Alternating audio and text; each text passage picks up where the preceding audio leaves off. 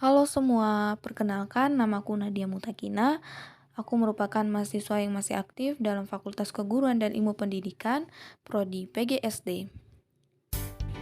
Hai guys, sini aku sedikit mau bagi cerita sama kalian ya tentang perjalanan hidup aku. Yaitu cerita ketika aku lulus SMA, yaitu dimana kita sebagai siswa itu pasti akan memilih untuk gimana untuk kita kuliah. Jadi di sini tuh pertama itu aku memilih untuk menjadi bercita-cita sebagai arsitek. Tapi dikarenakan ada sedikit penolakan dari orang tuaku untuk tidak memiliki cita-cita tersebut. Ini merupakan cerita perjalanan kuliahku yang menurut aku lumayan rumit.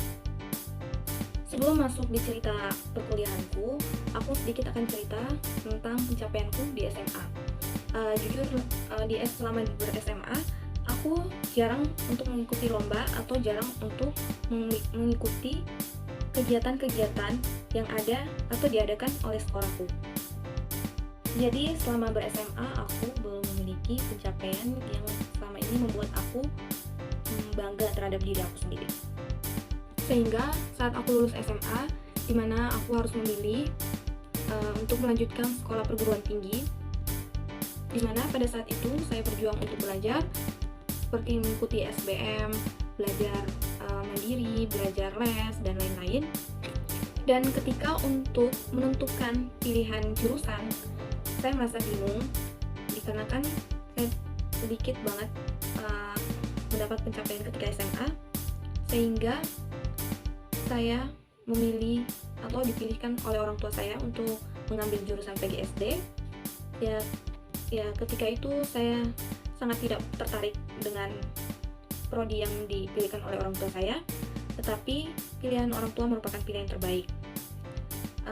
Pada saat itu saya daftar di sekolah perguruan tinggi negeri, yaitu sekolah UNY dan lain-lain.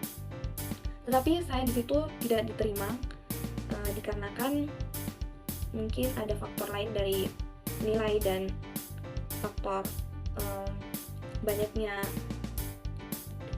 persaingan, sehingga saya tidak lolos. Ketika itu saya sangat merasa frustasi banget dan tidak memikirkan untuk melanjutkan kemana, tetapi orang tua saya memilihkan saya untuk masuk ke UAD. Ketika itu saya tidak memikirkan lagi saya mau masuk kemana, yang penting saya masuk kuliah dan masuk ke perguruan tinggi.